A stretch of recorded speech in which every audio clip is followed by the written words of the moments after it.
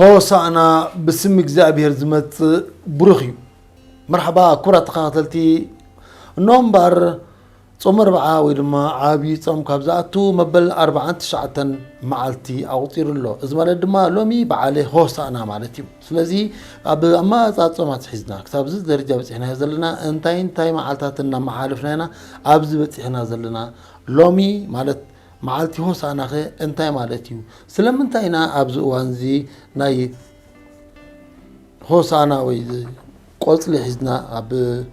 تفضل لي وتطات إن الكبوي دما بملك شبو أب داونا سخينا نخيلون سلم من تايو زبلون كالين زعوتات الإلنا أب سعد زي خمس زارب كورا سمعتنا دقيمنا اتي بسم እግዚአብሔር ዝመጽ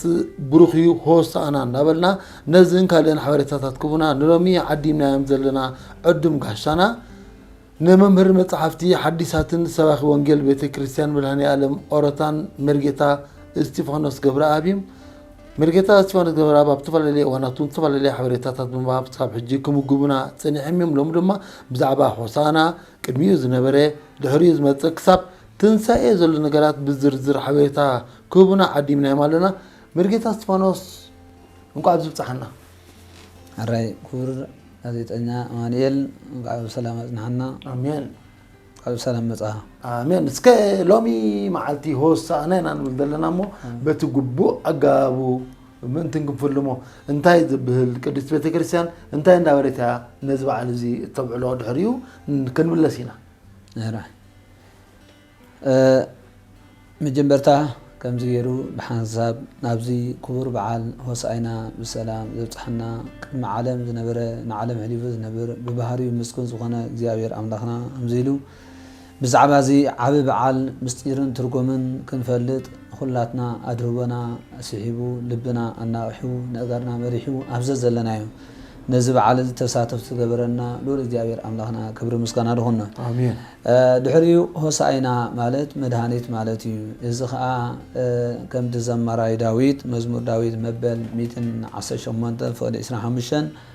أو أجزئو آدنسو يبن أو قويتا أدحن كوتا يبن سلازي إذا ما بزعلة زون هوسعنا هنملك لنا عبب عالي مدهانيت مالتيو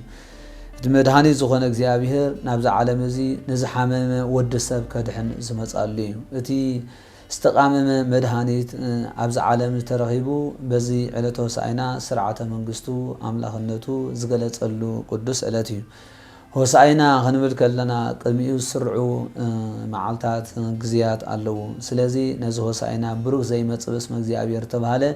هوسعينا በአርያም ከንምልከ ለና هوسعينا ማለት ቀጥታ ትርጉሙ መድኃኒት ማለት እዩ በአርያም ማለት ካብ አርያም ዝመጸ ማለት እዩ አርያማዊ ሰማያዊ መድኃኒት ናብ ዓለም ክፍውስ ከድሕን ዝመጸ መድኃኒት ማለት እዩ እቲ ብስም እግዚአብሔር ዝመጽ ብሩክ ዝተባለ ድማ ናይ እግዚአብሔር አብ ውሉዱ ዝኾነ እግዚአብሔር ወልድ ናብ ዓለም መድኃኒት ኮይኑ ብምንጹ هوسعينا በአርያም ዳተባለ አብ ቢታንያ بعبي مسكانا تعجبوا بعبيتن عشتن تعجبوا سرعة أملاخنتو سرعيلو قدس علتي بخبري مرحينا قويتانا يس كريستوس ناب يرساليم ذات ولا ازيا قدس سمبرخت المعلت مخانا درقا ايهوز زنصر لا بفلاكاتهم فرساويان ازيهم زنصر لا نتزود ما قدفود ولا بزح نقراتيو دارقا بزح تنبيد تفتصمنا معلت مخانا ونيو أبت مصعب قدس تقيس دلهم كذا هوسانا أما ترجمة إذن كابكونه انتهى مالتيو بخمي أجابيا أبت وانتي تتصنبلا سلمت خريستوس كأب صابع أرجع تسغيلو نبتا قدس يرساليم كاتو مريضو تمد عجوبه خد وزحو قلعون يرميم زي نولد لنا قصل زنبابا ونكابتي هود بنورو أترقتي ويز تخدينهم نورو أمريتن لانصفيهم دعجبون يرم لك أخم ده حدا نقص كاربيت أنتيف كتقبله نزلنا نصفيهم تقبلون يرم مسكة انتهى يتجرو أبتا معدتها أبتاني هوسانا معدت تجوران جرات بمرة نيناي تنبيتات يختفتي بزي نبل بالاوي زغنا اساتاوي منبرو قبل على الشربيه زرقه بعيله ملائكه لا تمسكن زنبر እግዚአብሔር أبز عالم زي مسيو بز على تزي قدمي سقلتو قدمي شوعة معالتي كابيتانيا ناب يروساليم زأتوليو أبزي أمانجو كبابي عصش ديش معرفات يبهال حدا معرف كبهال كله حدا ودسب من أسي ابن دربي كبت حلو زخيري أفتقوانة معك أنا زنبرة بخوم بقول بس أي عك أنسل النبرة أبزلومي أوان كيلومتر مترو نقبلنا نعك نلو أفتقوانة تجن حدا من جوبز من أسي صار كبد بلد صار سكيمو أبصيحو كعرفوا له أبزخيل ويكا ابن دربي كبصح الله أبزخيل حدا معرف يبهال كابيتانيا كساب يروساليم زلو دما 16 معرف الله تا 14 معرفات بأجره تقعيز مسيم نتي كلتا معرف كاني أب أرجع توتيحو نب بيت مقدس هاتي مالتي نابزخ متصخلو نمنتاي أب أرجع توتيحو نمنتاي تي 14 معرف بأجره مسيوو كمون دحري خانتاي جيرن تتبهايلو زي أبنت مثالي نبيت كريستياننا بعبي تركم ياتقلصو أبزوان زي بوزحات حزبي تعجبو يزو مصانيرو ز 14 معرفة تعسرته ني 10 تأزازات مثالي أبن زلوي تربعته دما ني 4 شدانات يبن إذا دما شدانا نو كهنة ملكة يدك جزرة أبراهام تمكة يوحنس بالاتنا 4 تنقلتها بتعبى أدقي أبقى تسعينو زأتولو مالتي سلمن تاي تتبعي تخلت معرف أفتى أدقي تسعينو تتبعيلو تخلت معرف ناي من تاي مثالي ناي فقر بيتسن فقر زيابير مالتي عالم انكو كل تأزازات بزن كرت تأزازات السرا مالتي أقدامنت نزيابير أملاك مفقار كالاي دما نبصايكا مفقار كل تأزازات أبتحت زياني مالتي سلازي تنقلت معرفات ناي فقر بيتسن فقر زيابير مغلصي دحريو افتا عبي ادق قدامي تصعين مازن كلت معرفات نمنتاي عبي ادق انت تبعينا مثالي زلوا اب ادقي تصعينو نبي المقدس مزارو اقدمهم ناي زمن اوريت مثالي تتقيمي مالتي اب زمن اوريت انتاي قبر نيرم عبيت نبيات ات زمن كمزي كفؤ زمان من قطقاط مدري اساته غمرا معبل كينات طميت شجر زمصال اوان تدا خوينو تم نبيات من نبي مالت بزعبا حلوف برغز ناغر بزعبا زمص دما بچبط زردن حزبي زحبر مالتي سلازي نبيات انتاي غبر نيرم كفو زمان كمص خلو اب ادغ توطيحهم صليم كدان تخدينهم صليم مطمطما طمطيهم زنغبت رحيزهم ماخل حزبي حرف نيرم تاي مالتي زي افرسيم صعان نيرم سلازي إذن تاي مدقتي عندما حلالفو ناب حزبي بزح شجر متصالو بزح مكرا متصالو بزح معات متصالو نابلو اتي اكايدوم الله بسومسي يز قانقا خوينو يزارب نيرن حزب مالت زمن السلام زمن الرهوا زمن اقسانه زمن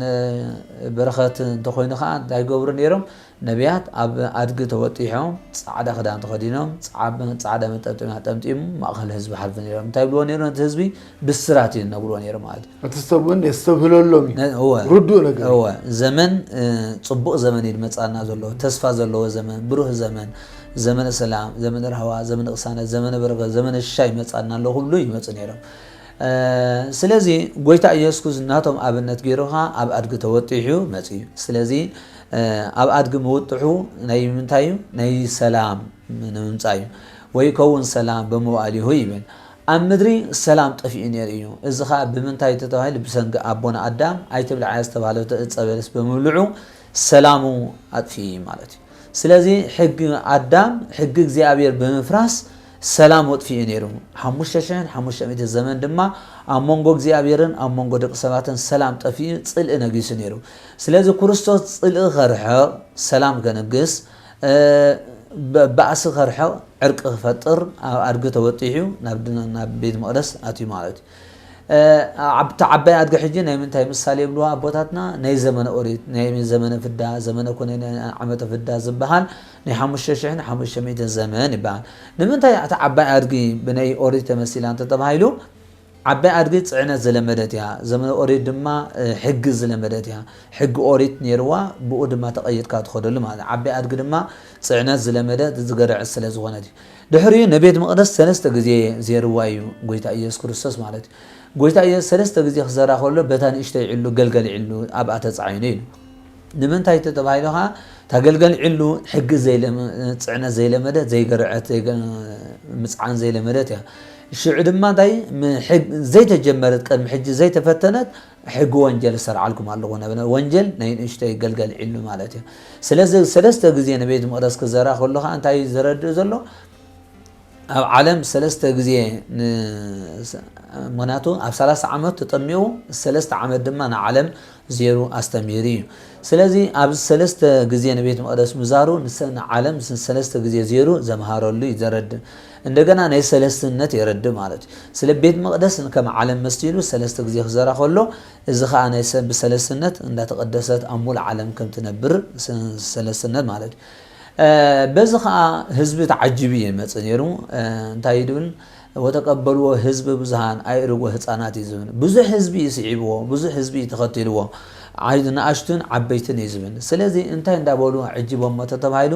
ወነፀፉ ኣልባስዮም ይዝብል ቀቅድሚ እንዳኸዱ ክዳውንቶም እንዳዘርግሑ አንኳይ ንስኻ ኢሎም እታ ተጻዕንካ ዘለኻ ኣድግ ኸማን ኣብ መሬት ከይትረግጽ እንዳበሉ እዮም ማለት ስለዚ ክዳኖም እንዳንጸፉ ተቀቢሎም ስለዚ ከዓ እንደገና እንታይ ዘረድእ ክዳን ማለት ዕርቃን ወዲ ሰብ ከም ዝሽፍን ኢሉ እስኻ ድማ ሓጢኣት ናይ ደቂ ሰባት ትሽፍን ኣምላኽ ኢኻ ናይ ባህሪ ኣምላኽ ኢኻ ንኽብሉ ክዳኖም እንዳዘርግሑሉ እንዳንጸፉሉ እዮም ተቀቢሎም ሎሚ ኣብ ቤተ ክርስቲያንና ድማ ታቦት ክዘውር ከሎ ሎሚ ምእመናን መንጻፋት እንዳዘርግሑ ቀቅድሚ ታቦት ንኽብሪ ዓበይቲ ጳጳሳት ሊቃነ ጳጳሳት እንዳሰነዩ ቀቅድሚኦም እንዳኸዱ ክዳኖም እንዳንጸፉ ድማ ይዘርግሑሉ ማለት ህዝቢ ስየ ሒዝዩ ተቀቢልዎ ንጎይታ ማለት ስየ እዚ እንታይ ምስጢሩ ብዙሕ ምስጢራት ኣለዎ ኣብ ቤተ ክርስቲያንና ብብዙሕ ይትርጎም ስየ ኣብዚኦም ጥራይ ኮነ ተጀሚሩ ስየ ናይ ሓጎስ ምልክት እዩ ናይ ብስራት እዩ ኣብዛ መዓልቲ እዚኣ ድማ ክርስቶስ ኣምላኽና ስርዓት ኣምላኽነቱ ዘርኣየሉ ዝገለጸሉ ዕለት እዩ ኣብዚ ስየ ሒዞም ከብሪዎ ከለዉ ካብ ዘመነ ኦሪት ዝመፀ እዩ ካብ ዘመነ ኦሪት ከዓ ንኣብነት ተሪእናዮ ኣቦና ኣብርሃም ኣብ ግዜ እርጋኑ ንይስሐቅ ወዱ ምስ ወለደ ኣብ እርጋንካ ትወልዶ ውላድ ምርኮስካ እዩ ሓጎስካ እዩ ብስራትካ እዩ ስለዚ ዓወት እዩ እዚ በዚ ምክንያት እዚ ከዓ ክርስቶስ ንስርዓተ ኣምላኽነቱ ክህርኢ ከሎ ንዓና ሎሚ ተወሊድካያ ነዛ ዓለም እዚኣ ጽልእ ክተጥፍእ ሰላም ክትነድቕ ማለት ኣብ መንጎና ዝነበረ ምፍልላይ ኣርሒካ ምሳና ዕርቂ ክትገብር ፈቃደኛ ብምዃንካ ንዓለም ተወሊድካልና እንዳበለ ምሳሌ ናይ ይስሐቅ ኮይኑ ክርስቶስ ኣምላኽና ብምንጹ በዚ የዚ ድማ ዓለም ተቀቢላቶ ህዝቢ ተቀቢሎሞ ማለት እዩ ስለዚ ኣቦና ኣብርሃም ይስሐቅ ብምውላዱ ስየ ሒዙ ንእግዚአብሔር ኣመስጊኑ እዩ ዝብሎ ቅዱስ ያሬድ ነዚ እንታይ ዝገልጽሎ ነሳ ኣብርሃም ኣይ ጽቆ በቀል ተሰብሃ ወዘመረ ይብል ስለዚ ነዚ ስየ ሕዚ ሒዙ እንዳዓለለ ንእግዚአብሔር ኣመስጊኑ ስለዝብሎ በዚ ምክንያት በዚ ኣብነት ምጓር ድማ ህዝቢ ስየ ሒዞም ንጎይታ ኢየሱስ ክርስቶስ ተቀቢሎሞም እንደገና በዚ ምክንያት እዚ እስራኤላውያን እውን ኣብ ዘጸአት ምዕራፍ 26 ፍቅዲ 2 እስካብ 8 ዘሎ ተሪእናዮ እስራኤላውያን ሰለስተ ሚእቲ ዓመታት ዝኣክል ኣብ ግብፂ ኣብ ባርነት ፈርዖን እንዳተገዝኡ ከቢድ ጭቆና ዘሕልፈሉ ዝነበሩ ብመገደሊ ቀነቢያት ሙሴ ካብ ባርነት ናይ ግብፂ ካብ ባርነት ናይ ፈርዖን ወፂኦም ንዓዶም ከኣትዉ ከለዉ ስየ ሒዞም እንዳተሓጎሱ እዮም ወፂኦም ማለት እዩ ስለዚ በዚ ምክንያት ክርስቶስ ናብ ዓለም ምምፅኡ ድማ ናብ ቤተ መቅደስ ከኣትዉ ከሎ እቶም ህዝቢ ንሕና ሎሚ ካብ ባርነት ናይ ዲያብሎስ ህዝቢ እስራኤል ካብ ባርነት ፈርዖን ወፂና ካብ ምድሪ ግብፂ ወፂና ናብ ዓድና እንዳበሉ ከም ዝዘመሩ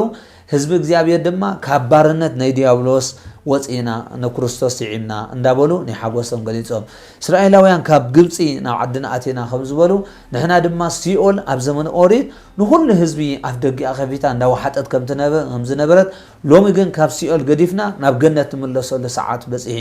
እንዳበሉ ስየ ሒዞም ንክርስቶስ ተቀቢሎሞ ስለዚ በዚ መገዲ እዚ እዩ ስየ ሒዞም ናብ ንክርስቶስ ኣሰኒሞ ናብ ቤት መቅደስ ኣትዮም እዚ ኣቀዲምና ክንሎ ፀድሓና ክዳኖም እንዳነፀፉ ዝተቀበልዎ ንጉስ እዩ እውን ቅብኣ መንግስቲ ነቢ ኤልሳዕ ቅብኣ መንግስቲ ምስ ቀብኦ ኢሉ ከም ህዝቢ ክዳውንቶ እናንፀፉ ተቀበልዎ ኣብ ሳልሳይ ነገስት ምዕራፍ 10 ፍቅዲ 24 ከም ዝረኽቦ ማለት ስለዚህ ኣብቶም መጽሓፍቲ ናይ ዜና መዋዕል ማለት በዚ ምክንያት እዚ ቤተ ክርስቲያን ነዚ ኣብነት ሒዛ ህዝቢ ብቅድሚ ብድሕሪ እንዳሰዓብዎ ይኸዱ ነይሮም ህዝቢ ነገሊኦም ብቅድሚት ኮይኖም ገሊኦም ብድሕሪት እቶም ብቅድሚትን ብድሕሪትን ኮይኖም እናዘመሩ ደእትዎ ዝነበሩ እዩ ህፃናት ብቅድሚት ኮይኖም እናዘመሩ ኣትዮም ዓበይቲ ድማ ብድሕሪት ይብል እዚ ኸ እንታይ ዘረድእ እቶም ብቅድሚት ዝነበሩ ቅድሚ ክርስቶስ ዝነበሩ ናይ ነቢያት ምሳሌ እዮም ማለት እዩ ቅድሚ ክርስቶስ ናብ ዓለም ከመጽእ ምዃኑ እናተነበዩ ዝነበሩ ነቢያት ናቶም መግለጺኦም ተም ብቅድሚ ዘለ እለይሂ ይመርሑ ኢሉ ተም ብቅድሚ ዝመርሑ ነበሩ እቶም ድሕሪ ወእለይሂ ይተልዉ ዝበሎም ድሕሪት ነበሩ ድማ ነቢያት ናብ ዓለም ከም ዝመጽእ ንክርስቶስ እናተነበዩ ከም ጸንሑ ሐዋርያት ድማ ክርስቶስ ናብ ዓለም መጽኡ ድሕነት ሲገሩ ሕሙማት ፈዊሱ ለምጻማት አንጽዩ ዕውራት ዓይኒ ብርሃን ዓይኒ ሂብዩ ስለዚ አርዑት ናይ ዲያብሎስ ክሰብር ናብ ዓለም መጽኡ ካብ ባርነት ድማ ናብ ሓርነት አውጽኢና ከም መግዛእቲ ናይ ዲያብሎስ ናብ ናጽነት አውጽኢና እንዳበሉ ህዝቢ ድማ እንዳሰዓብዎ መስጊኖም ስለዚ ህፃናት ድማ ዝያዳ ኣብዚ ከመስግኑ ከለው ይድም ነዚ ክገልጽ ከሎ ህፃናት አፎም ደይጽረዩ ህፃናት የመስግኑ ነይሮም ዝገርም ነገር እዩ አፎም ደይጽረዩ ህፃናት ሆሳዕና በአርያም ወዲ ዳዊት ሆሳዕና በአርያም ወዲ ዳዊት እንዳበሉ ኣብዚ ዝገርም ነገር እንታይ እዚ መቸም ወዲ ዳዊት ንክትብልሲ ልቦና የለካዩ ዳዊት ብምንታይ ዝግለ ብልቦና እዩ እግዚአብሔር ታይሉ ከም ልበይ ዝበለ ሰብ ረኺበ እንዳበለ ንዳዊት ከመጉሰይና እንሰማ ዳዊት ከንታይ እዩ እንታይ ዝገበረ ትሕትና ስለ ዘርአዩ ትሕትና ብኩሉ ህይወቱ እንደሪና ዳዊት ኣብ እስራኤል ን40 ዓመት ንጉስ ክነሱ እንታይ ይብል ነይሩ ግን አንሰ እፄ ወአኮሰብ ወምንም በውስተ ህዝብ ኢሉ አነ ኣብ ደይ ጠቀምታራ ሓሰኻ ይብል ነይሩ ስለዚ ንመን ርኢ ትሕትና ዝገብረ ንእግዚአብሔር ልዕሊ ዘሎ ንጉስ ርኢ ማለት ስለዚ ዳዊት ልባዊ ተባሂሉ ይግለጽ ማለት ስለዚ እቶም ህፃናት ድማ ዳዊት ብዛዕቦም ተነቢሎም ነይሩ ማእፈ ደጭ ወህፃናት አስተዳለው ስብሃተ ከመትንስት ጸላይ ወለ ገፋይ ነቲ ጸላይን ገፋዕን ዝኾነ ወዲ ሰብ ዲያብሎስ ኢሉ መሳርሒ ናይ ዲያብሎስ ዝኾነ ወዲ ሰብ ከአይሉ ንዑ ከተሕፍር ኢሉ ካብ ኣፍ ህፃናትን ቆልዑትን ምስጋና ኣዳልኻ ዝብል ትንቢት ድማ ይፍጽም ማለት ስለዚ ህፃናት ትንቢት ነይርዎም እዮም ኣመስጊኖም ኣዝገርም ነገር ከምዚ ኣቀዲምካ ትወነፀናኻ ማንኤል ህፃናት ሆሳዕና በአርያም ወዲ ዳዊት አድሕነና ጎይታ ዳዊት ክንስስ ወዲ ዳዊት እናተበለ ተመስጊኖ ክርስቶስ ማለት ጎይታ ዳዊት አምላኽ ዳዊት ግን ወዲ ዳዊት እናተባሃለ ተመስጊኖ እዚ ኸ እንታይ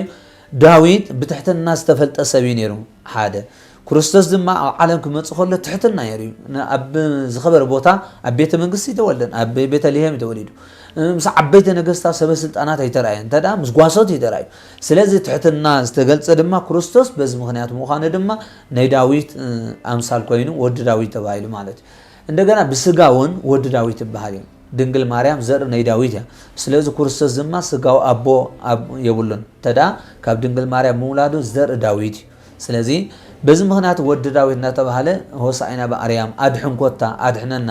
ካብ ሕማም ሓጢአትና ፈውሰና እንዳበሉ ኣብ ዓለም ሕማም ነይሩ እንታይ ዓይነት ሕማም ተባሂሉ ሓጢአታዊ ሕማም ንክልተ ዓይነት ሕማም አሉ ስጋውን መንፈሳውን ሕማም አሉ ስጋዊ ሕማም ዝበሃል ንኣብነት ሓደ ኢዱ ሰብ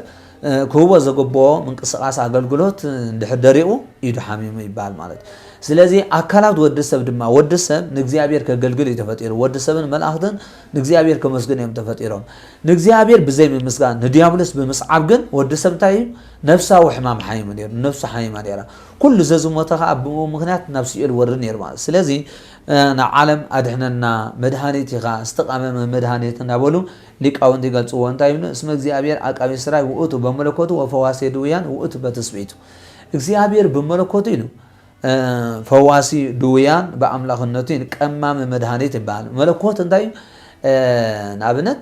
ሓደ ሕሙም ከኒና ወስድ ኸይሉ ከኒና ግን ከቃም አይከል ወዲ ሰብ ድማ ናይ ክርስቶስ ድሕነት ከቀበል ኸይሉ ከድሕን ግን ገዛ ርእሱ ከድሕን ግን ኣይተኻለ ማለት ስለዚ ሕሙም ገዛ ርእሱ ከሕዊ ኣይከኣለን ጥዑይ ሰብ ይዘልዮ ማለት ጥዑይ ክሰብ ክሕክሞ ዝኽእል ስለዚ በዚ ምክንያት እዚ ኩሉ ዓለም ዘሎ ወዲ ሰብ ሕማም ሓጢአት ሓይሙ ነይሩ ጥንተ አቡሰ ዝበሃል በአዳም ዝመጽእ ዕዳ ሓጢአት ሓሚሙ ነይሩ ስለዚ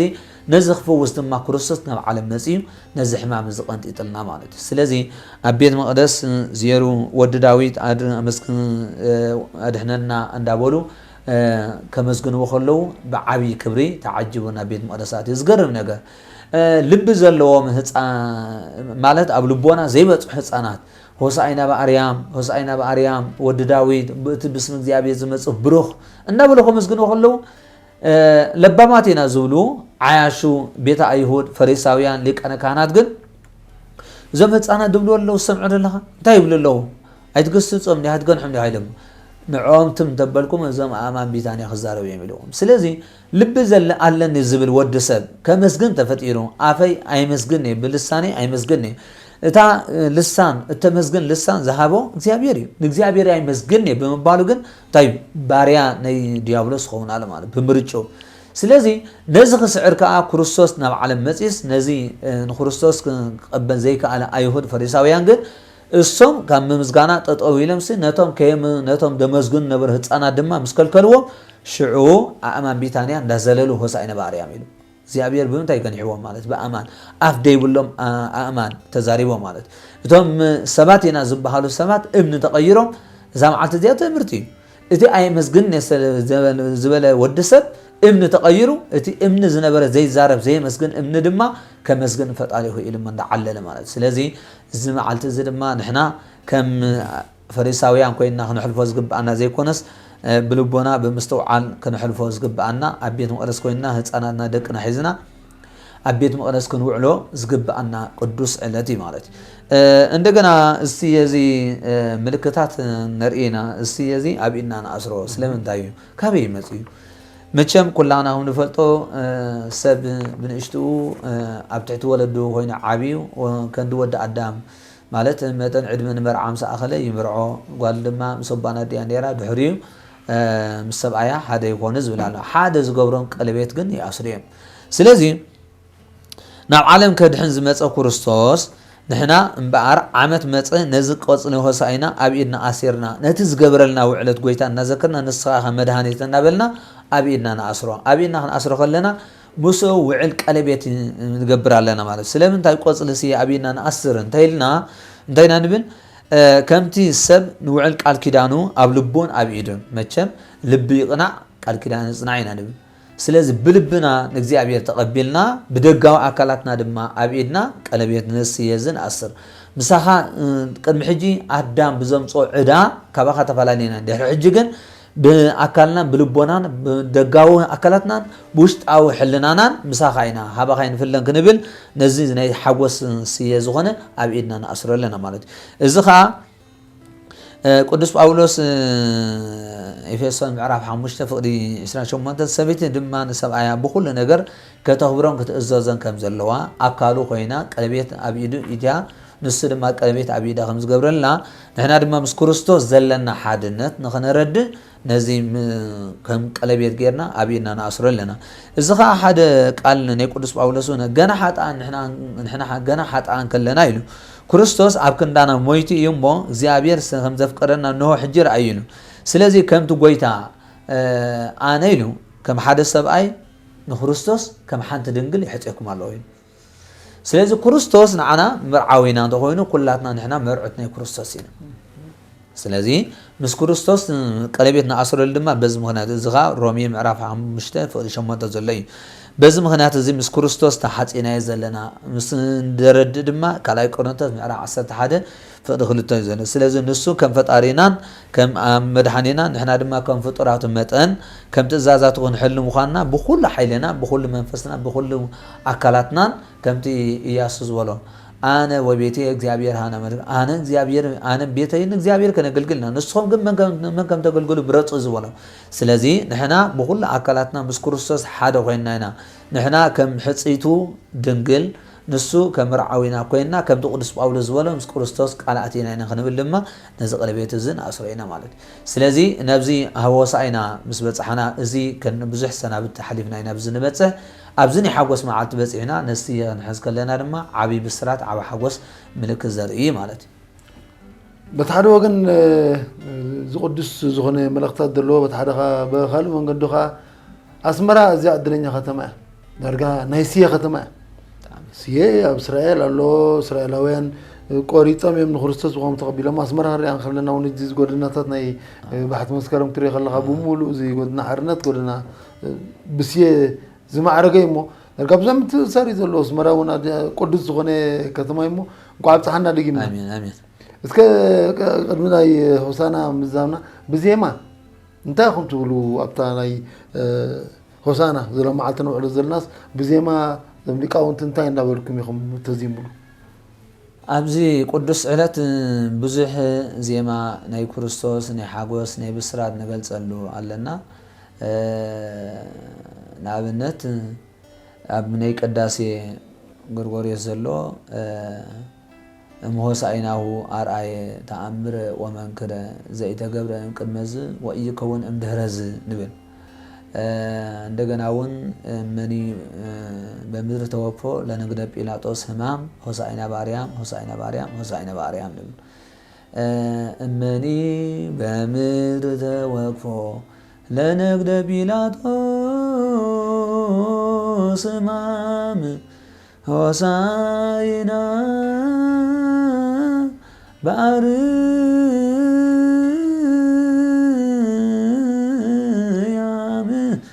ሆሳኢና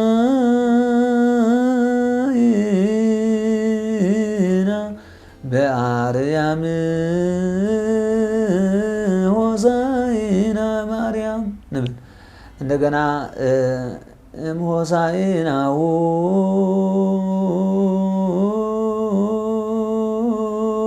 አርአየ ተአምረ ወመንክረ ዘይተገብረ ቅድመዝ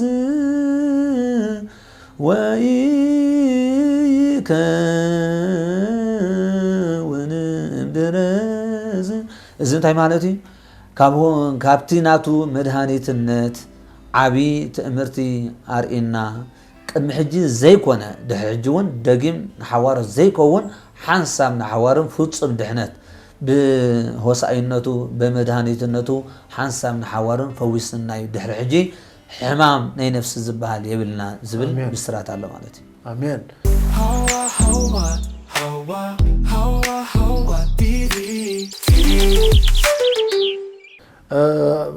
ክብራት ተዓዘብትና ዝትካትብሎ ዘለኹም ብምክንያት በዓለ ሆሳና እናካይዱ ዘለና ዘተ ወይ ድማ መንፈሳዊ ዝኾነ ቃል ምዕትት እዩ ነዚ እትካትብሎ ዘለኹ ሓበሬታት ዝህቡና ዘለዉ ድማ መምህር መጽሓፍቲ ሓዲሳትን ሰባኺ ወንጌል ቤተክርስትያን መድኃኔ ዓለም ኦረታን መርጌታ እስጢፋኖስ ገብረአብዮም ስለዚ ድማ ክብራት ተዓዘብትና ነዚ እትካትብሎ ዘለኹም ሳብስክራይብ ሼር ላይክ እንዳሃብኩም ብዓብይ ድማ ብታሕቲ ኮመንት እንዳጻሓፍኩም ብዛዕባ ነዳልዎ ዘለና መደብ ብዛዕባ ዝመለክታት ብሓፈሻ ክትበፅሑሎም ብፍላይ ድማ ነቶም ብዝተፈላለዩ ስራሓት ክበፅሖም ዘይከኣለ ድማ ሼር እንዳገበርኩም ኣብ በቦታኦም ከም ዝበፅሖም ወይ ኩላቶም ከም ዝከታተልዎ ሓቢርና ድማ ነዚ ክቡር በዓል እዚ ምእንትን ክንፅምብሎ ቅዱስ ዝኾነ ዕላላትን ብዝነካይዱ ዘለና ዜማታትን እናተኣሲርኩም ነዚ በዓል እዚ ብድምቀት ምሳና ሓቢርኩም ክተብዕልዎ ኢና ደጋጊምና ንዕድመኩም ድረውን ከምዛ ቀዲምና ዝበልና ሎሚ መበል 49 መዓልቲ ናይ ጾም 40 ወይ ድማ ናይ ዓብይ ጾም እንብሎ ዓብይ ጾም ኢና እንፅምብል ዘለና ቅድሚኡ ግን ብርክት ዝበለ እዋነት ናሓሊፍና ክሳብ ሕጂ 7 ሳምንቲ ናሓሊፍና ዘለና 7 ሰሙናት ማለት 49 መዓልቲ ኣብ ኦርቶዶክሳዊት ተዋህዶ ቤተክርስትያን ኤርትራ ነፍሲ ወከፍ ሰሙን ነናታ እትፅምበለሉ ኣገባብ ኣሎ ኣብታን ናይ ጾም 40 ግዜ ቀዳማይ ሰሙን ስም ኣለዋ ካልኣይ ሰሙን ሳልሳይ ሰሙን ራብዓይ ሰሙን እንዳበልና ክሳብዚ ሕጂ ንዛዝማ ዘለና ሰሙን ንዛዝማ ዘለና ሕጂ ኒቆዲሞስ እትበሃል ሰሙን ኢና ንዛዝማ ዘለና ካብ ቀዳማይ ክሳብ ሻብዓይ ግን እናተን መፀውዑ ኣለወን ነዚአን እውን ሕፅር ኣቢሉ መርጌታ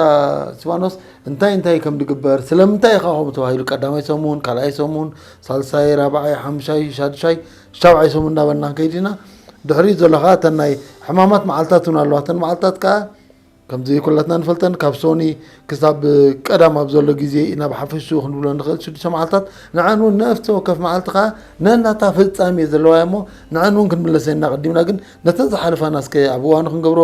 ዘይምኻልና ሙሉእ ቅሬታ እናሓተትና حجون تجبرنا يو ما حلفون قاله نقول انتهينا قدامه يسمون انتهينا نقول كلا أي ثالث سايز زين شو عاد تسمونا سنة لا تنمتسوي علوان كان متعب قدس زوت قدس قال زخون نقراتي قامو انتهينا نقول نخير هو حجي قدس بيت كريستيان نقولو بمستيرن ترجمنا تقولو مالت بذا ترخب الكاتري يكونس عبد ترجم عبد مستيرات زحزي أبزي وسعينا بتسخلنا شاملية السنبتيا قرميو شوعات السنبت اللوا تقدميت السنبت انتيلنا انتيات بعد تبايلا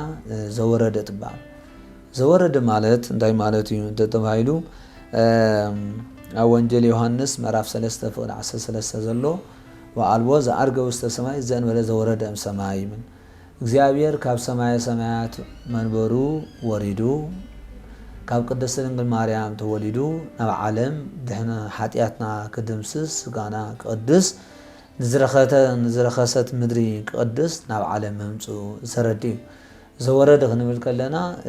ዕላማ መውረድዩ ንዝወደቀ አዳም ከድሕን 99 ነገደ መላእክት ሓዲጉ ናብ ምድሪ ወሪዱ ማለት ስለዚህ ኣብዚ ዕለት እዚ ብዙሕ መንፈሳዊ ቃል መልእክቲ ቅዱስ ቤተክርስቲያን ናብፀነ ዘወረደ እምላኢሉ አይሁድ ሰቀሉ እቲ ነቲ ካብ ሰማይ ልዑል መንበሩ ዝኾነ ሰማይ ጠፈሩ ዝኾነ ትሕቲ ምድሪ መርገጽ እግሩ ዝኾነ ሰማይ መንበሩ ምድሪ መርገጽ እግሩ ዝኾነ ببهاريو قدم عالم دحر عالم لا تمسكن زنبر دحنت عالم يلنا مدر زورده دق سبات كنا يتقبلون ايهود سئيلما سلازي اتسفحن ملون رقيقن زخونه بهاري ملكوت مسوسن صبيبن زخونه سغانا توحيدو ناب عالم منصو سب مخانو زردي مالت እዚ ከዓ ንዝወደቀን ዝተዋረደን አዳም ከተስኦን ክብሪ ክቦን ናብ ዓለም መምፁ ይነገር ነቲ بحاتيات مغنيات كاب جنة وطيو نفسيون استسقوا عدام نعو نخمل سيلو እግዚአብሔር ካብ ገነ ልዑል መንበሩ ናብ ምድሪ ስጋና ክለብስ ንአዳም ከድሕን ኢሉ ናብ ዓለም ናይ ምንፁ ይንገር ማለት አዳም ካብ ገነት ናብ ሲኦል ሙራዱ ናይ መንፈስ ክርስቶስ ድማ በጅ ኸውን ኢሉ ካብታ ብገነት ትምሰል ምድሪ እስራኤል ናብታ ብሲኦል ትምሰል ምድሪ ግብጽ ናብኣ ተሰዲዱ ኮይኑ ንክርስቶስ ክርስቶስ ንአዳም ከድሕን ኢሉ ናብ ዓለም ናይ ሙራዱ ዝነግር እዩ እንደገና እውን ዲያብሎስ ካብ ምድሪ ተፍሊ ኣብ ዝበለት ገነት ንአዳም አስዒቱ በሙዳኡ ክርስቶስ ድማ ካብ ከተማ ውጽእ ኣብ ዝበለት ገዳመ ቆሮንቶስ ኮይዱ ዲያብሎስ ይዒርዎ ማለት እዩ ስለዚህ በዚ ምክንያት እዚ ናብ ዓለም ወሪዱ ክርስቶስ እንደገና አዳም ጸጉኡ ተቀንጢጡ ዕርቃኑ ተወፀ ክርስቶስ ናብ ዓለም መጽዩ ዕርቃኑ ወጽዩ ንኹሩ ኣብ መስቀል ዕርቃኑ ተሰቂሉ ንአዳም ጸጉኡ መሊስሉ ማለት እዩ እንደገና ኣብ ክርስቶስ ናብ ዓለም ዝመጽ አበየናይ ቦታ ይተባለ ምድሪ እስራኤል ይመጽ ኣብ ምድሪ እስራኤል ስለምንታይ ተባለ ኣብታ ዓጽመ አዳም ዝዓረፈሉ ጎልጎታ ካብ ሰማይ ዝወረደ ልዑል አምላክ በቲ ዝተዋሃደ ስጋ መይቱ ኣብኡ ተቀቢሩ ሙስና መቃብራት እዩ ሙስና መቃብራታይ ማለት ተባይሉ አቀዲሙ ኣብ ዘመነ ኦሪት ነበረ ኩሉ ዝሞተ ስጉይ ብስብስ ኣብ ምድሪ ይተርፍ ነይሩ ክርስቶስ መጽእ ናብ ዓለም ምምጹ ግን ሞይቱ ብሙትሱ ግን እንታይ ነቲ ስጋና ኣብ ምድሪ በስቢስ ከም ዘይተርፍ ትንሳኤ ከም ዘለና ንኸበስር ኢሉ ክርስቶስ ናብ ዓለም ዝመጻሉ ዘረዲ ማለት ቀዳማይ ሰንበት ዘወረደ ስለዚ ብዙሕ መግለጺ ዘለዎ ካብቲ ብዙሕ ግን ብሂደት መግለጺ ኢና ንገልጾ ካልኣይ በቆንድ እንዳወስድና ክንከይደዋ ካልኣይ ዘወረደ ናይ ሙሴ ተባሂሉ ይግለጽ እዩ ሙሴ ከመዝ ውእቱ ሙሴ ዘወፃ እምተእይንት ይብል ሙሴ ካብ ከተማ ዝወፃሉ ናብ በረኻ ዝወፃሉ ቅዱስ ዕለት ምዃኑ በዚ እዋን እዚ እውን ናይ ሙሴ ምሳሌ ገይሩውን ይነግሮ እዩ ካልአይቲ ሰንበት እንታይ ትባል ቅድስት ትባል ማለት እዩ ኣብዚ እዋን እዚ ከዓ እግዚአብሔር ናብ ዓለም ዝመፀ ሰብ ኮይኑ ስጋና ክለብስ ዝመፀ ንዝረኸሰት ምድሪ ንቅድስ ይመጽ ቅዱስ በባህሪው በቅዱሳን መላእክቱ ቅዱስ ቅዱስ ቅዱስ እናተባሃለ ነብይ ኢሳይያስ ምዕራፍ 6 ገሊጽዎ ዘሎ በባህሪው እናተመስገነ ዝነብር እግዚአብሔር ናብ ዓለም መጽ እቲ ናይ ባህሪ ቅዱስና ዘሎ እንደቅ ሰባት ቅዱስና ከካፍል መጽ እግዚአብሔር እንታይ ተባሂሉ ቅዱስ ንሕና ከንታይና ቅዱሳን ከመይ ዳዩ ፈጣርን ፍጡር እንዳ ክልቲኦም ቅዱሳን ተባሂለ ተባሂለ ንእግዚአብሔር ቅዱስና ናይ ባህሪ ናህና ቅዱስና ናይ ጸጋ ቅዱስና ማለት እዩ ስለዚህ ንኣብነት ከም ናይ መናንሪዮ ናይ እግዚአብሔር ቅዱስና ናይ ፀሓይ ከም ናይ ፀሓይ ብርሃን ማለት ፀሓይ ናይ ባህሪያ ብርሃን ኣለዋ ተዓደለት ናይ ፈጣሪያ ተዋሃበቶ ማለት ካብ ካልእ ትልቆሕ የብላን ሓንሳብ ዝተዋሃበቶ ብርሃን ብኡ ትመለን እንዳንነብር ማለት ንሕና ግን ፀጋ ንካፈል ኢና ንልቃሕ ኢና ከም ናይ መን ከም ዘመናዊ መብራህቲ መፂሎ ሶላር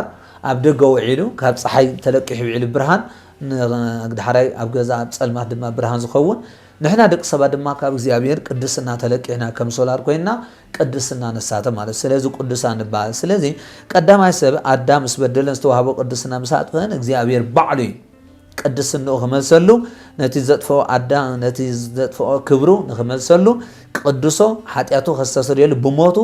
ንሞት ሲዒሩ ከድሕኖ አካል ወልድ እግዚአብሔር ተባሃለ ኢየሱስ ክርስቶስ ካብ ሰለስተ አካል ሓደ አካል ናብ ዓለም መጽዩ ዝረኸሰት ምድሪ ቅዲስዋ ማለት ሰንበቲ ቅድስቲ ይኻይብል ስለዚ እዛ ሰንበት እዚኣ እንታይ ተባሂላ ጽዋዕ ካልእቲ ሰንበት ቅድስቲ ተባሂላ ጽዋዕ ሰንበቲ ቅድስቲ እንታይ አይደፍኩም ኩሉ ግብሪየ ካብ ኩሉ ስርሐይ ዘዕረፍ ኩላ መዓልቲ እዚኣ ቅድስቲ ተባሂላ ጽዋዕ ቅዱስ ማለት ብዙሕ ትርጉም አለው ፍሉይ ክቡር ንጹህ ጽኑዕ ማለት ስለዚ እዛ ሰንበት እዚኣ ካብ ስጋው ስራሕ ወፂና መንፈሳዊ ስራሕ ክንሰርሓላ ዝግባአና ቅድስቲ ፍልይቲ መዓልቲ ካብ ካል መዓልታት ማለት እግዚአብሔር ፍጥረት ዘይፈጠረልና ፍልይቲ መዓልቲ ስለዚ ሰንበት መዓልቲ ቤተ ክርስቲያን እንታይ ትብል ካብተን 10 ትእዛዛት ውን ንዕለተ ሰንበት ክትቅድሳ ዘክር መበል ራብዒት ትእዛዝ ስለዚ ቅድስቲ ዝበሃል እንታይ ማለት እዩ ዝረኸሰ ሰብነትና ዝቅደሰሉ ምክንያቱ ኢድና ትሰርቕ ዝነበረ ኢድና ረኺሳ ስለዘላ ብምጽዋት መጽዊታ ድማ ክትጸድቀሉ ትግባእ ዕለት እዩ አጋርና ኣብ ወላ ሶሙን 6 መዓልቲ ኣብ ኃጢአት ከዳ ቀኔን ጓዓዛ ቀኔን እዛ መዓልቲ እዚኣ ግን ናብ ቅዱስ ቦታ ናብ ቤተ ክርስቲያን እንደገና ናብ ሕሙማት ናብ ጽጉማት ናብ ሓዘንተኛ ናብ ዝተባእሱ ከይድካ ክትዓርቕ ቤተ ክርስቲያን ከይድካ ክሳለም ሕሙማት ከይድካ ምሕረት ወርደልኩም ክትብል ንእስራት እግዚአብሔር መፍትሓ ይሃብኩም ኢልካ ክድንግጸሎም ክትሓስበሎም ዝግባእ ቅዱስ ዕለት እዩ ማለት ስለዚ ከም ሕሙም ደቂ ሰንበት መዓልቲ ይዕሪፍካ ዝወዓለላ ክባል ከሎ ከም ሕሙም ደቂስካ ትውዕለላ ይኮን ተዳ ካብ ሕማም ስጋኻ ርሒካ ካብ ስጋው ስራሕኻ ርሒካ ሕማም ነፍስኻ ብፈውሲ ግብሪ ሰናይ ትፍውሰሉ ቅዱስ መዓልቲ ምዃኑ ይረድእ ማለት እንደገና ሳልሰይቲ ሰንበት ምኩራብ ተባሂላ ጽዋዕ ምኩራብ ማለት ቤተ ጸሎት ማለት እዩ ስለዚ ኣብ ቤት መቅደስ ናይ አይሁድ ምኩራብ ተባሂሉ ጽዋዕ በቃ ቤት መቅደስ ናይ አይሁድ ምኩራብ ተባሂሉ ጽዋዕ ኣብ ዕለት እዚ ክርስቶስ አምላኽና ናብ ቤት መቅደስ ናብ ቤት ጸሎት አትዩ ትምህርቲ ዝምር ስርዓተ ወንጀል ምህር ኣብ ዕለት እዚ ብዙሕ መንፈሳዊ መልእኽቱ ኣመሓላልፊ ኣብ ቤት ጸሎት ኮይኑ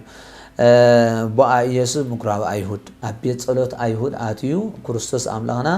ሐቀኛ ዝኾነ ንኃጢአት ብጽድቂ ንሐሶት በሐቂ ንጽልኢ ብፍቅሪ ንሐሶት በሐቂ ንኹሉ ግብረ እከይ ብጽቡቅ ግብረ ንኽሰዓር ትምህርቲ ዝመሃረሉ ማለት እንደገና ኣብዚ ቤት መቅደስ ዝኾይኑ ብዙሕ ስርዓት ንኣብነት ጎይታ ኢየሱስ ክርስቶስ በአይሁድ ብዙሕ ፈተና ይመጽ ነይሩ እንተኾነ ግን ንኹሉ ተዓጊስዎ ሓንቲ ግን ጎይታ ኢየሱስ ተቆጣዓላ እንታይ ብቤቱ ኣብ ቤት መቅደስ እሱ ክመሪ ለምስ መጽ ኣብ ደገ ቤት መቅደስ ብዙሓት ሸቃጦ ብዙሓት ለዋጦ ጸኒሕማ ጎይታ ኢየሱስ ቤተይ ቤት ጸሎት ይበሃል ምበር ቤት ሰርቀቱን ጓሓሉትን ጌርኩም ኢሉ ንምንታይ ሰርቀቱን ጓሓሉትን ኢሉ ተባሂሉ ንሕና ኩሉ ኣብ ደገ ቤት መቅደስ ክሽቅጥ ጸናዕና እዩ ካበይ እንጽወይን ፈልጠን ናቱ መስለና ኸውን ጎይታ ኢየሱስ ክርስቶስ ግን ብጸልማ ዝተገብረ ዝፈልጥ ተሓቢኻ ዝገበርካዮ ዘይስወሮ አምላኽ ብምዃኑ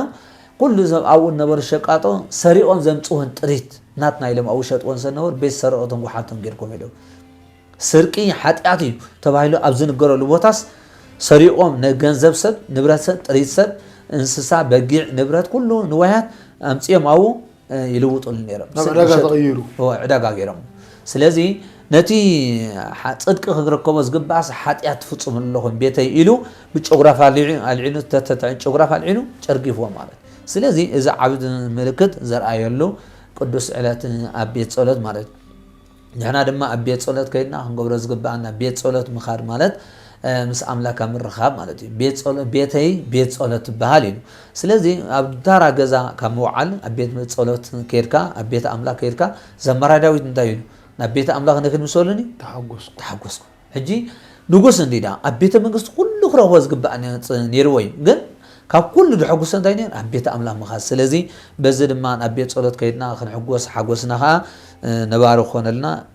ንእግዚኣብሔር ፍቓዱ ክኾነልና ድሕሪ ምኩራብ ዘላ መጻጉዕ ትበሃል ክርስቶስ ኣምላኽና ከምዚ መድሃኒት ምለጸናና ሆሳዕና ምለጸናና መድሃኒት ኣብ ዓለም መጺኡ ዓይን ዕውራት ኣብርሂዩ ለምጻማት አንጽሂዩ ብፍላይ ኣብዛ መዓልቲ እዚኣ ከም መጻጉዕ ተባሂላ ትግለጽ ኣብ ዓመት ቅዱስ ቤተ ክርስቲያን ብዛዕባ ሕሙማት ክልተ ሰሙን ኣለዋ ኣብ ወርሒ ሕዳር ኣለዋ ኣብ ወርሒ ኣብ ማእኸል ጾም ኣርባዓ ድማ ኣለዋ ማለት እዩ መጻጉዕ ተባሂላ ውጽዋዕላ ስለ ሕሙማት ኩሉ ግዜ ዓመት ሙሉእ ትጽልያ ብፍላይ ዝበለ ግን ስለ ሕሙማት ትጽልየሉ ጸሎት መዓልቲ ፈልያ ሰሙነ መጻጉዕ ትብሎ መጻጉዕ ማለት ኣካላትና ክህቦ ዝግቦ ኣገልግሎት እንተጎዲሉ እዩ ንኣብነ በዚ ዕለት እዚ 38 ዓመት ኣብ ዓራት ተደኒሱ ዝነበረ ዘሕወየሉ መዓልቲ እዩ ስለዚ እንታይ ገይሩ ጎይታ እንዳተጓዓዘ ከሎ ኣብ ዓራት ደቂሱ ዝረአዮ መንእሰይ ምስ ረአየ ክትሓውደ ደሊ ኢኻ ኢልዎ ፍሉጥ ይመቸም ንኣብነሲ ዝሓመመሲ እንታይ ደሊ ምባል የለን መድሃኒት ጥዕና ይደሊ ምሕረት ደሊ ፍሉጥ እዩ ጎይታ ኢየሱስ ኮን ሓይትዎ ስለምንታይ ሓይትዎ ተባሂሉ ሓደ ሕቡእ ክፈልጥ ዘይክእል ስጋና ከም ዝተዋሃደ ንኸረድእ ካልኣይ ከዓ ጎይታ ኢየሱስ ክርስቶስ ደስ ዝበለ ይኮነ ዝገብር ነይሩ ፍቓድና ሓቲት እዩ ምሕረና ንኣብነሲ ንዓና ድሌትና ሓቲት ፈሊጥ እዩ ይበና እዩ ልማነና ሰሚዑ ኻ ይበና እዩ ሕጂ ብፍቓድካ እዩ ኩሉ ነገር እንተ ናይ ዓይነት ስውር እውን እንታይ ትደሊ ኣለኻ ክርኢ ድሌትካ እዩ ሕጂ ድሌትካ ይሓተካ እዩ እስኻ በቲ ትልሙኖ መጠን ሚዛን ልመናኻ ድማ ዓስበኻ ትቕበል ማለት እዩ ዝናብ ሃበና ክንኢልና ክንመለል ከለና ዝናብ ይበና ግን ትልሙኖ ነገር ግን ኣብቲ ልመናኻ ግን ጥንቃ የለና ብዙሕ ሰብ ንኣብነ እንታይ ውላድ ደይብሉ ውላድ ሃበኒ ጥራይ ይብል ከምኡ ይኮነ ንበሃል ጥዑይ ውላድ ሃበኒ ንዓኻ ዘገልግል ብርኽ ውላድ ሃበኒ ምባል እምበር ውላድ ወለደ እውን ብውላዱ ዝጉህ ክንደይ ድሎ እንጀራ ዲኡ ገዲፉ መግቢ ዲኡ ቀዲፉ ኣብ ፈቕደ ኣብላስ ኮይኖም ማስትሽን ጣውላ ዝተሰርሐ ክስሕቡ ዝውዕሉ ዘለዉ ኮን ደቂ መንድዮም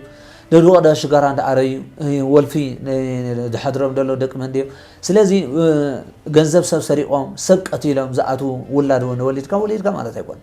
ስለዚ ዝወለደ ዝሓዝን ዘይወለደ ዝሓዝን ከይከውን ከም ናይ ሃና ክኸውን ኣለዎ በቃ ብርኽ ውላድ ሃበኒ ኢልካ ምልማን ማለት እዩ ስለዚ እዚ ፅሩይ ማይ ሃበና ጥራይ ኣይኮነን ንበሃል እውን ፅሩይ ማይ ሃበኒ እምበር ማይ ጥራይ ትሚሉ ማይ ሃበኒ ኢልካ ኢልና ትሚሉ እንተሂብካ ብማዕብል ክትጠፊ ኢኻ ከምዚ ምዕራብ ዓለም ጠፈ ደሎ ማለት እዩ ማይ ተደሂብካ ድማ ብፅምኢ ክትጠፊ ኢኻ ስለዚ ፅሩይ ዝናብ ሃበኒ ኢልካ ንፈጣሪኻ ምልማን ግቡእ ምዃኑ ስለዚ ትሓውደ ደሊኻ እወ ናብ ሩባዳ ደውርደኒ የብለይን እምበር ክሓውደለ ኢልዎ ድሕሪ ጎይታ ኢየሱስ ተንሰዓራትካን ኢልካ ካብዚ ዝበልፅ መድሃኒት ኣሎ ኣብ ሕክምና ቆፀራ ግበረልካ ንከምዚ መዓልቲ ምፃእ ትበሃል ክንዲ ዝኽፈል ትበሃል ናብ ፈልጥዮም ሰባት ተባሂልካ ክንደይ ክታባት ክንደይ ደየለሊ ነገራት ሰብ ይበካ እዩ ፈልጥ ኢልካ ትኸዶ ጠንቋላይ ገንዘብ ይኽፍለካ ክታባት በካ መሽ ሕማም ምሳኻ ነባሪ ሕማም ይድረልካ ኩስቶ ፈዊስካ ኩስቶ ከምዚ ገይረልካ እንዳበለ ምስ ፈተውትኻ የባእሰካ ማለት እዩ ስለዚ ናብ ጎይታ ኢየሱስ ክርስቶስ ተመፂኻ ግን ናብ ሓቂ ፍፁም መድሃኒት ዓራት ካልዒልካ ኸይድ ሓዊኻ ኣለኻ ጥራይ ቆፀራ ይወሃበካ ካልኣይ ወሃበካ ማለት ስለዚ ነዚ ሕሙም ዓራት ካልዒልካ ኸይድ ኢልዎ 38 ዓመት ሓይሙ ነበረ ዓራት ካልዒልካ ኸይድ ስለዚ በዚ ምኽንያት እዚ ሎሚ ኣብ ዓራት ሕማም ወዲቖም ዘለዉ ድማ ምሕረት ክረኽቡ ተስፋ ክገብሩ ንሕና ንሕሙማት ክንበፅሖም ኣለና በዛ መጻጉዕ መዓልቲ ኣብ ቤት ሕሙማት ከይድና እንታይ ክንገብር ኣለና ናብ ቤት ንሕሙም ምብፃሕ እንታይ ይጠቕም ሓደ ንዓኻ ንሕሙም ተበፂሕኻ እንታይ ድብልና ሓሚመ በፂሕኹምን ትብል ነዞም ሓሚመ በፂሕኻ እንዲኣኻ ሞ ንዓብቲ ናብቲ ናይ ሓጎስ ቦታ ከእትወካ ዘለና ካብተን 6 ቃላት ወንጀል በፂሕካ ኣለና እንደገና ንሕሙም ክትበፅሖ ከለኻ ተስፋ ይረክብ እዩ ተስፋ ክትህቦ ምክንያቱ ተስፋ ከይቆርፅ ተስፋ ክትህቦ ኣጆኻ ምሕረት ኣውርደልካ ኢልካ እንተሂብካዮ ኩሉ ሰብ እንተመፂኻዮ ሞራል ይገብር እዩ ከየማርር ንኣምላኹ ብዙሕ ሰብ እንታይ ንገብር ኢና ኣባና ሕጂ ንሪኦ ከለና ኣብ ግዜ ፅቡቕ ኩነታት ኣብ ግዜ ሃብቲ ርሂፀን ፅዒረን ፅየትን ሕማም መፅእ ከሎ ግን ኣታ ኣምላኽ እንታይ ገረካ ኢልና ንኣምላኽ ንመርሮ ኢና ከምዚ ክንብሎ ዘይግባአና እዚኣ እንታይ ኢልና ሞይትና ኣለና ማለት እዩ ሓደ ሕሙም ይፀድቕ ዘይፀድቕ እንተባሂሉ ኣብ 4ይ ክፍለ ዘመን ኣብ ሶርያ ክትዕ ተፈጢሩ እዩ ሕሙምሲ ይፀድቕ ዘይፀድቕን ዋ ገሊኦም ይፀድቕ እንታይ ገይሩ ክፀድቕ ኣይፆመ ኣይፀለየ ኣይሰገደ ኣይቆረበ ኣይመፅወተ ከመይ ገለ ዝፀድቕ ኢሎም ገሊኦም ከዓ ሕማሙ ይኣኽሎ ኢሎም ሕማሙ ጥራይ ኣይዝጥቀኑ እዩ ኢሎም ሽዑ እንታይ ኢሎም ሓንቲ ግን እንታይ ቅዱስ ማር ይስሐቅ ሓደ ፅቡቕ መልሲ ይዎም ሽዑ እንታይ ኢሉ ባህታዊ ዘብህድኣት ድዊ ዘብኣኮቴት رد زبطبعت اتي بزي تسفى مقراط زغلغل رد نيلو اتي حامي مخلو تمسجن نابل زنبر حمومن نيلو اتي عقلن تعقسن زلو بحتاو ازيما منغسته سمع بوت الله حموم يصدق بمتى يصدق تتوين اب حمام خون انت ماريرو ايصدقني كحطي مش امدري حمام حليفو سابسيل دما كحممي ابسيل كدربي سلازي حامي مخلو اب حمام حاده نا املاخ كلم كحوي كلم من الله እንደገና እንታይ ገብራለሁ ተመስገናለሁ ኩሉ ግዜ ተመስገን ፈጣሪ አነኮ በኃጢአተይ ሃይመ ኾን ኸሊ አምላህ ግን በደል ይብሉ ኮርሱ ደሐመም እንታይ ደሐመም ይሉ ተመስገን ክብላለሁ ስለዚህ እዚያ ማዓልቶ ሕሙማት ከዳን ማን ሕሙማት ክንበጽሑን ከለና ተስፋ ክንቦም አለና ኣብ ገለገሊ እንታይ ተስፋ ክንቦም ከይና ሕሙም ክንበጽሐና መሽና ሞራል ንሰብሮ ቢና እንታይ ይገብርና ኣብነት ኣብ ደገ ሕሙም ስበጽሐ ተጠንቀቕ ይዱ እንታይ ጠንቀቕ ተተባሂሉ ስኻን ኣብቲ ሕሙም ክትኣቱ ከለኻ ድሕር ተሕማም ተሕሙም ዓራት ወዲቕ ዘናካ ሕሙም እንታይ ይዝሪ ገጽ ሰብ ይዝሪ መስትያቱ ገጽ ሰብ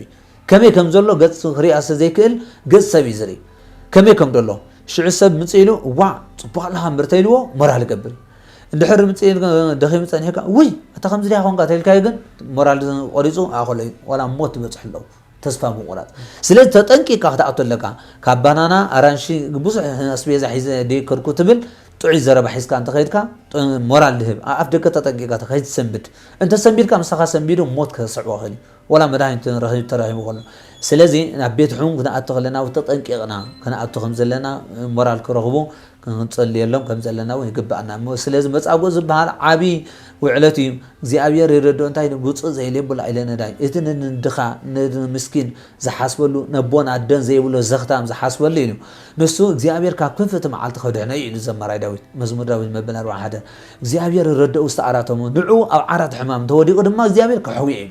ስለዚ ንሕሙማት ኣብ ጥዕናና ከለና ክንሕሙ ንበጽሖም ኣለና ከይሓመምናውን መከላኸሊ ካብ ሕማም ካብ ዝመጻና ጠንቅታት ውን ክንከላኸል ኣለና ማለት ስለዚ ናይ መጻጎ መልእኽቲ ብዙሕ ሰፊሕ እዩ ስለዚ ዓይኑ ዕውር ዘብርሃሉ ነቲ ዕውር ነበረ ምልክት ናይ ዓይኑ እኳ ዘይነበሮ ናብ መሬት ጡፍ ኢሉ ጎይታ ጭቃ ገይሩ ዓይኑ ለኹ ብርሃን ይብዎ ስለዚ ዕውራት አብርሂው ለምጻማት አንጽዩ አጋነን ዝሓደርዎ ሕዊ እንደገና 38 ዓመት ሓይሙ ነበረ ዓራት ካልዕል ከይዱ ስለዚ ሕሙም ሓሚሙ ዝነበረ ካብ ሕማም እንተተሰ ሓኪም ረስዕ ድበሃል ግን ክንደይ እግዚአብሔር መሓረኒ ኢልዎን አምላኹም ምስ መሓሮ መብጽዓት ግን መብጽዕ ጠለመሰ ጉዳይ ኣሎ 10 ለምጻማ ናብ ጎይታ መጽየምሲ ከሓዊለ መጽየምሲ መሓረና ወዲ ዳዊት የሚሎም ከም ዝለልና ሎም ማዓንቲ ወዲ ዳዊት መሓረና ኢሎም ሕራይ ኪዱ ናብ ካህን በጽሖም መጽኢልዎም ናብ ካህን እንዳኸዱ ከለውስ ሕራይ ደብ ምኻደም ጥራይሲ ኩሎም ካብ ለምጾም ሓውየ ማለት ለምጽ ዝበሃል ኣብ እስራኤል ትዝኸፈ ቁጥሪ ሓደ ሕማም ዝኸብደ ነይሩ ፉንፉናት እዩ በረኻ ፍሉይ በረኻ ይስራሕለን ከምዚ ሕማም ኮረና መጽና ከሎ መወሸብ ዝግበር ነበረ ልክዕ ናይ ለምጻማት ኣብ እስራኤል ጽዩፍ ሕማም ቁጥሪ ሓደ ለምጺ ስለዚ ኣብ በረኻታት ጉድጓድ ገይሮም ውሰርሕሎም ጎይታ ግን ከይተጸየፈ ብኢዱ ድሕውዮም ነይሩ ካው እንደሓሪ ሕማም ለምጽ ሎሚ ምሳና በልዕሎም ሳና ሰጀለው ዘይላገብ ኮይኑ ማለት ስለዚ እዚኦም ለምጻማት እዚኦም ናብ ካህን ኪዱ ምስወለ ሕራይ ለም ምኻዶም ኩሎም ካብ ለምጾም ሓውዮም ሽዑቶም ትሽዓተ ብጎሮን ኣይተመልሱ ብጎሮን ከይዱ እቲ ሓደ ለምጻም ግን ተመስገን ክብልና ኣምላኹ መጽ ማለት እዩ ከመስገን መጽ እቶም ትሽዓተ ቀላበሎ ኢሉ እንደይ ይፈለጥ ነይሩ ዝተገብረሉ ብዙሕ እዩ ንኣምላኹ ዘመስገን ውሕድ እዩ ተባሂሉ ስለዚ ዝተገብረልና ረስቲዕና ኣብ ካልእ ህይወት ከይንህሉ ክንጥንቀቕ ይግባአና ነገር መገድና ማለት ድሕር መጻጉዕ ዘላ ሰንበት ደብረ ዘይት ትበሃል ደብረ ዘይት ትበሃል ከሎ ዓብ በዓል እዩ ኣብዚ እዋን እዚ ደብረ ዘይት ዝበሃል ፍሉይ ቦታ ዝኾነ ደብረ ዘይት ማለት እንታይ ማለት ተባሂሉ ናይ ኣውሊዕ ቦታ ማለት እዩ ጎቦ እዩ እምባ እዩ ንኣብነት ሪእናዮ እዚ እምባ እዚ ካብ ከተማ ኢየሩሳሌም 75 ሜትሮ ብራኸ ዘለዎ ጎቦ ሜዳ እዩ ስለዚ ካብ ኣዳባይ ወገን ቤት መቅደስ ዝርከብ እዚ ቅዱስ ቦታ እዚ ካብ ጥንት ጀሚሩ ህዝቢ እስራኤል እውን ስርዓት ናይ ሕጊ ኦሪት ዝፍጽሙሉ ነበሩ ደብረ ዘይት ተባሂሉ ይጽዋዕ ኣብዚ ቦታ እዚ እንታይ ተፈጺሙ ብኸመይ ተባሂሉ ደብረ ዘይት ሕጂ ፍርቅ ናይ ጾም 4 ደብረ ዘይት ሕጂ እንታይ ተፈጺሙ ተባሂሉ ምልክት ናይ ምጽአት ዓለም ዝተነግረሉ ኣብዚ እዋን እዚ ሐዋርያት ናብ ጎይታ መጽኦም እንታይ ኢሎሞ ጎይታ ምልክት ምጽአኻ መዓስ ኢሎም ትምህርቲ ምጽአኻ ንገረና መዓስ ክኸውን ኢሎም ጎይታ ኢየሱስ ክርስቶስ እዚ መወዳእታ ምልክት መወዳእታ ዓለም ኣስፊሑ ከዓ ነጊርዎም ኣብዚ ዝብሎም እንታይ እዩ ብዛዕባ ኣብቲ መወዳእታ ምልክት መወዳእታ ዓለም ዝኸውን እንታይ ከም ዝፍፀም ክነግሮም ከሎ ብዙሓት ሓሰውቲ ነቢያት ክመፁ እዮም ከየስሕትኩም ተጠንቀቁ ንብዙሓት ሰባት ከስሕትዎም እዩ ፍቅሪ ካብ ብዙሓት ሰባት ክዝሕተል ኢሉ ሓደ እኳ ከየስሕተኩም ተጠንቀቁ ኣነ ክርስቶስ እንዳበሉ ብዙሓት ክመፁ እዮም ብስመይ ተጠንቀቁ ሽዑፍቲ እዋን እቲ ውግእን ወረ ውግእን ክኸውን እዩ እግዚኣብሔር የቕልሎ እምበር ኣብዚ እዋን እዚ ውግእን ወረ ውግእን ዝኾነሉ እዋን ኢና ዘለና ዓለም ኣዝዩ ከቢድ እዋን ኢና ዘለና ክንደይ ሰብ ጠፍኣሉ ክንደይ ሰብ ዝዓንወሉ ክንደይ ሰብ ህንደይ ህንፃ ዝፈርሰሉ ቁጠባ ወዲ ሰብ ናብ ትሕቲ ባይታ ዝወርደሉ ሰብ ክቕለቦ ዝግብኦ ኣታዊ ገንዘብ ኣብ ኩናት ውዕል ኣሎ ስለዚ እግዚኣብሔር የቕልለልና ውግእን ወረ ውግእን ክሰምዑ ኢኹም ረኣዩ ኣይሰንብዱ ግዜኡ ግን ኣይበፅሕን ገና እዩ ምፅኣት ኣኺሉ ሕጂ ከይንብል ሕጂ እውን ምፅኣት ትፈልጣ የለን ስለዚ እዚ ምልክታት ክኸውን ይኽእል እዩ ህዝቢ ናብ ልዕሊ ህዝቢ መንግስቲ ናብ ልዕሊ መንግስቲ ክለዓል እዩ ኣቦቦቱ ድማ ጥሜትን ፌራ ምንቅጥቃጥ ምድርን ክኸውን ኢሉ እዚ ኩሉ መጀመርታ እዩ ቅልውላው ኢልዎ እውን ሕጂ እውን ሽዑብ መከራ ንመከራ ሕሊፎም ክቡኹም እዮም ክቐልድኹም እዮም ብዛዕባ ብስመይ ድማ ብኩሉ ዝተፀላእኹም ትኮኑ ኢኹም ሽዑብ ብዙሓት ክዕንቀፉ እዮም ፍቅሮም ክትጠፍያ ኢሉ ብዙሓት ነቢያት ሓሰውቲ ነቢያት ክመፁ እዮም እንዳበለ ኣብቲ እዋን እቲ ናይ ግዜ ምፅኣት ዝፍፀም ነገራት ነጊርዎም እዩ ኣብዚ ሕጂ እንታይ ይደልየና ኢኻ ትብል ኣብ ደብረ ዘይት ንመሃሮ እንታይ እዩ ንኣብነት መወዳእታ ሓደ ነገር ግን መፀናንዒ ቃል ይብዎም እቲ እስካ መወዳእታ ዝዕገዝ ግን ክድሕኒ ስለዚ ትዕግስቲ የድልየካ ኣብዚ ከቢድ እዋን ንኣብነት ንፅጋብ ሓደ ኣብ ፅጋብ ንፅጋብ ዝኽእል ሰብ እዩ ካብቲ ዝያዳ ጥሜት ዝኽእል ዝፃወር ሰብ ድምስገን ማለት እዩ ብቑዕ ሰብ ድበሃል ገንዘብ ይዕሽዎ ወዲ ሃብታም ብዙሕ ገንዘብ ይዕሽዎ ይጋገ እዩ ንሕና ድማ ፀጊብና ከይንጋገ ሓደ እንደገና ድማ ኣብ እዋን ፈተና ድማ ትዕግስቲ ክበና ንፈጣሪና ክንልምን ኣለና ተስፋ ክንቆርፅ የብልና ብዙሕ ሰብ እውን ኣብዚ እዋን እዚ ምፅኣት ኣኺሉ እዩ ሳልሳይ ውግእ ዓለም ኣኺሉ እዩ ገንዘብካ ኣማሕድሮ ደለወ ገንዘብካ ሃቦ ብልዓዮ እስታዮ ደርብዮ እንዳበለ ተስፋ ዝቆርፅ ሰብ ሎሚ ኣብዚ እዋን እዚ ንሰምዖ ኣለና ስለዚ እዚ ሓቀኛ ኣይኮነ ግዜኡ እግዚኣብሔር ጥራይ ይኮነ ገና ኢልዎ ዝቅልውላው እዩ ስለዚ ኣብዚ ትዕግስቲ የድልየካ እዩ ብብዙሓት ሓሰውቲ ነቢያት ገንዘብካ ዘዕንዉ ሂወትካ ዘጥፍኡ ኣብ ክሳራ ዘውዕሉ ገንዘቦም ኣቐሚጦም ገንዘብካ ምፅኣት ኣኺሉ እዩ ንጠቐመሉ እንዳበሉ ዘጋግዩ ዘለው ነዚኦም እውን ክንጥንቀቑ ግባኣና እቲ ስጋ መወዳእታ ዝዕገስ ንሱ እዩ ስለዚ ተጠንቀቑ እንዳበለ ጎይታ ኢየሱስ ክርስቶስ ዝመዓደሉ ኣብ ደብረ ዘይት እዩ ስለዚ ንሃዋርያት ኩሉ እቲ ዝመፅእ ነገራት ኩሉ ብንቕሓት ክርእይዎ ነጊርዎም ድልዋት ኩኑ እስካ መወዳእታ ነግረኩም ኣለኹ ሽዑ ዝኸውን ነገራት እንዳበለ ብሙሉእ እቲ ፍፃሜታ ሽዑ ንፍፀም ነጊርዎም ስለዚ ንሕና ኣብዚ እዋን እዚ እውን ክንገብሮ ዘለና ኣብ ናይ ደብረ ዘይት ምልክት እዚ ሓሊፎ ናይ ክንብል ከለና ናይ ባዕልና ምፅኣት እውን ኣለና ግድን ምፅኣት ክበሃል ከሎ ናይ ዓለም ምፅኣት ላይ ኮንካ ንፅበ ሰብኮ መዓልታዊ ንቐብር ኣለና መዓልታዊ ምፅኣቱ እዩ ማለት እዩ ጥበበኛ ሰሎሞን እንታይ ፅባሕ እንታይ ከም ትወለድ ኣይትፈልጥን እሞ ሎሚ ተዳሊኻ ሓደር እዩ ስለዚ እንታይ ኢና ንገብር ኣለና ከም ብተስፋ ነበርቲ ክንሰርሕ ኢና ከም ፅባሕ መወቲ ድማ ሎሚ ክንንሳሕ ኢና ዘለና ክነመሓደር ኢና ተባኢስና ተሊና ክንዕረቕ ኣለና ፅባሕ ዕረቕ ኣይትበል ፅባሕ ሞተ መፃካ ኣብ መቃብር ከድካ ትዕረቕን ኢኻ ክንደይ ሰብ ተዓረቕ ተባሂሉ ግዜኻ ተጠቐመሉ ተባሂሉ ፅባሕ ክወልድ እንዳበለ ከይተዓረቕ ሞተ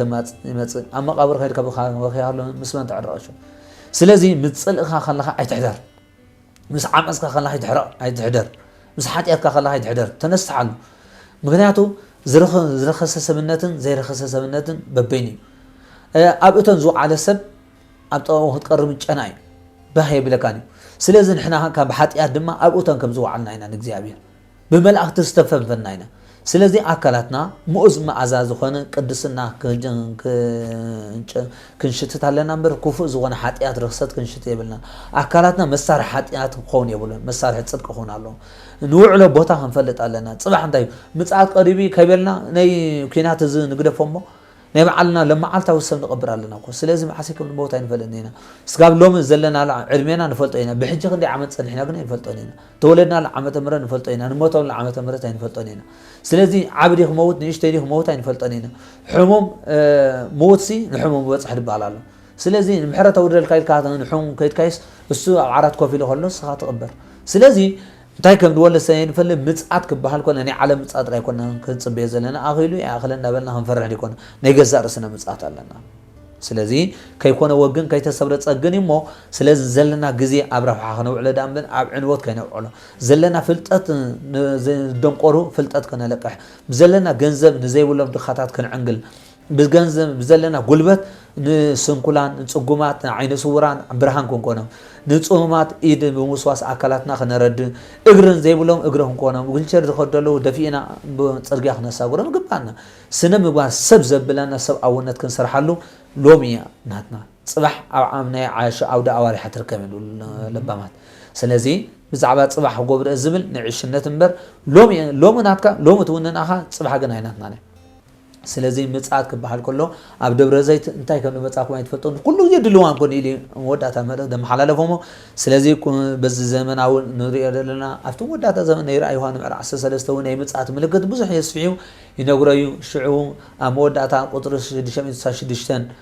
ማሕተብ ናይቲ ኣራዊት ማይክሮቺፕ በሃል ኣብ ግንባርካ ኣብ ኢድካ ዝኣቱ ሎሚ ገንዘብካ ባንክኻ ብኸምኡ ሆነ ኣሎ ስለዚ እዚ ነገር ዝፍጸም ሽዑ ምልክት ናይቲ መወዳእታ ዓለም እንዳበለው ነጊርዎ ኣሎ ትንጥንቀቕ ግባእና ካብ ከምዚ ማለት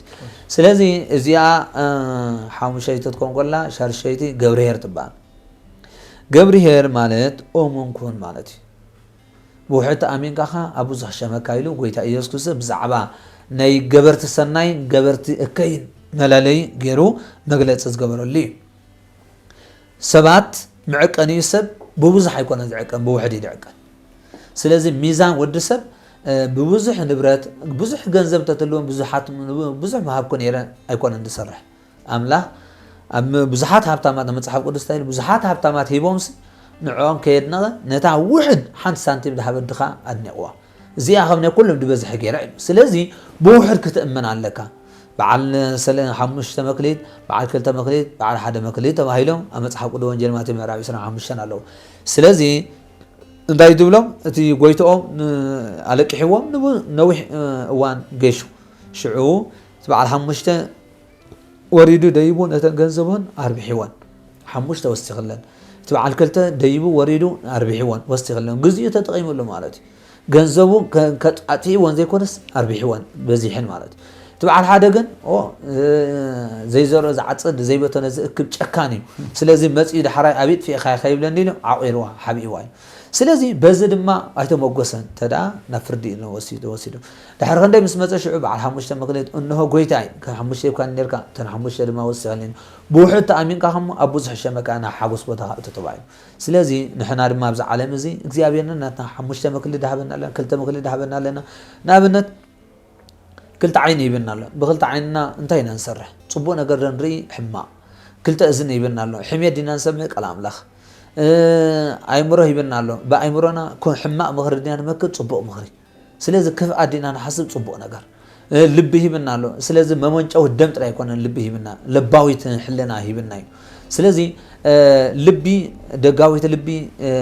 دم كتشنقع ولا نفساويت لبي دما صدق يا تشنقع سلازي نحن انتهينا نحسب قول انتهينا نقبر انتهينا نسرح እግዚአብሔር ሓንቲ መዓልቲ ሓተና ክጸባጽወና መጽዩ ከይመጽ ኸለ ድማ ገንዘብና ቀሪብና ህንጸና ሓለና እምበር ጎይታ ምስ መጸ ሽዑ ኣብ ጥፊኻዮ ኣብት ፊኻ ተባሂልካ ሽዑ ቁርብ ግዜ ሃበን ምባል የለን ማለት እዩ ስለዚ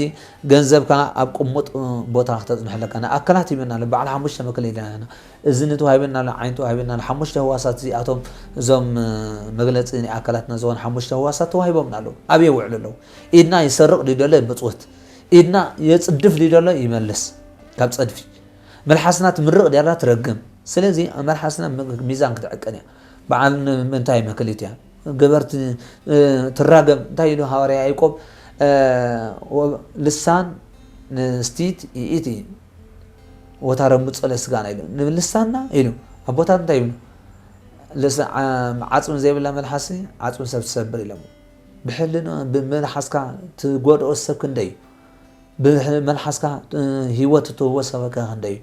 سلازي بزحات سبات بأنا تعنقف السبات اللودو نتمعنقف السب زخنا ويلو متحنا عدقي أو كسانو أسكيمهم نبقى لا يقطعوا نبقى لا يتوالي ولا سيالي مالتي سلازي دخلك كان يخسره نسرح قلنا يتسنخل سلازي بزقبع أكلاتنا قاسينا أكلاتنا بزقبع أما حديرنا أمونات كون لنا أمون قربيت أمون بعد هدار أمون تبع التحدار أمون عاركي كنت كون لك أيتلم أمانها ከይጠልመካ ፈጣሪኻ ስለዚ ብውሑድ ተኣሚንካ ከም ኣብ ብዙሕ ሸመካ ዝብል ናይ ገብርሄል መዓልቲ ድማ ሰብ ገዛ ርእሱ ድፍትሸላ ኣነ በዓል ምንታይ በዓል ፅቡቅ ግብረ ደ በዓል ሕማቅ ግብረይ ሰናይ ድዩ እከይ ሓሶት ደ ዝዛረብ ሓቂ ኣብ ፀልኢ ደ ነብር ኣሎ ኣብ ፍቕሪ ኣብ ሰላም ደ ነብር ኣሎ ኣብ ዕግርግር ኣብ ዝዕግስቲ ደ ነብር ኣሎ ኣብ ብስጭት ስለዚ ገዛ ርእስና መክሊትና ከነርብሕ ግባና ናብ ናይ ሓጎስ ቦታ እቶ ተባሃለ እቲ መክሊቱ ዘርብሐ ዘጥፍአ ዘይኮነስ ዘርብሐ እዩ ስለዚ ኣብየለኻ ዝብል ኣምላኽ ዳ እምበር ኣበይ ነርካ ዝብል ኣይኮነ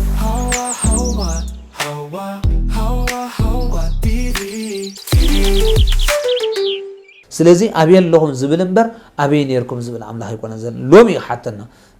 ተኾንካ በዲልካ ኣይኮነ ግብለካ ተኾንካ ዘይተነሳሕ ስለዚ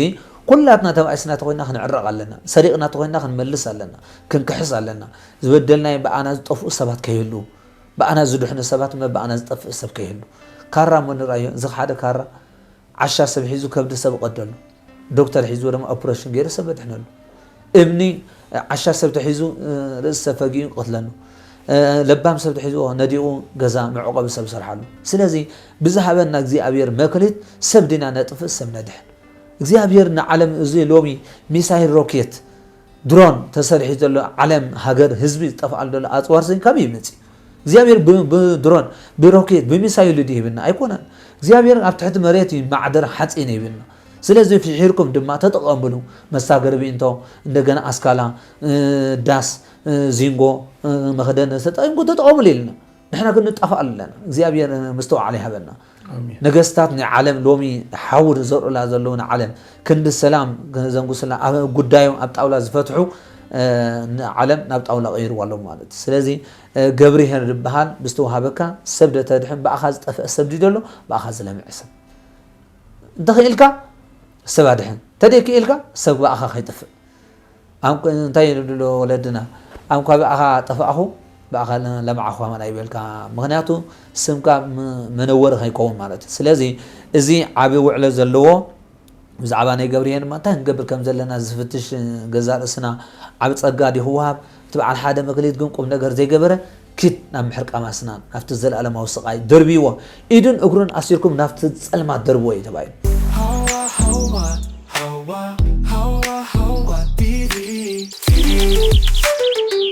سلازي مكليت كانت تدفيقها كزيخا أبكون تتحلف كايو أتم حواتي كما عاشدكم كم لبا ما نورو يلو هواري بأولوس كم نقرنا سلازي أبيكون حلفو يقبع عنا زنقر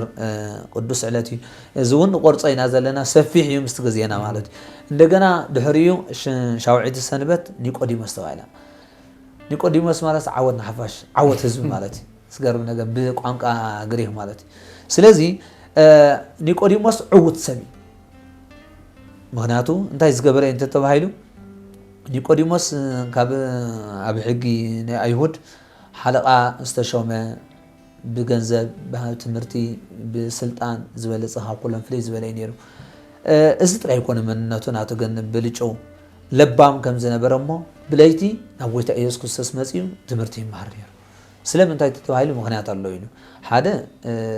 ታደገን ምክንያቱ እንታይና ሁላና ንፈልጦ ብቀትር ትማሃሮ ትምህርቲ ናይ ለይትን በበይኒ ኣብ ትምህርቲ ዝያዳ ዓነስ ወራን ካብቶም ዓይን ደለና ድበልጹ ብኸመይደም ተተባሂሉ ዓይንኻ ክርእሎ ኣድቦኻ ሙሲእ ዝኸይድ ብቀትር ንማሃሮ ትምህርቲ ኩሉ ግዜ ምስተ ዓይንና ዝርእዮ مسوء حساباتنا سلز خفلي عين صوران غزري ويبلون زمص تمرتنا حنقولهم مستعم اي شكروني سلازي نيقوديموس دما نكام ناي معلت تمرت ناي ليت تمرت يبلص تريا سلازي ملكا مالت بيت كريستيان ناب زبصح تاريخ هاي تمرت حجي ناي ديقنا ناي كهنت ناي مرغيتنت بليتي اخاتم مار بقدر يكون تمرت بقدر تصنع بليتي خاتم مار مالتي حسب كاي كفلني سلازي بيز بين مخنيات كيرا بيت كريستيان ولا بزخون تمرت رينا بناي ناي ليت تمرتي مالتي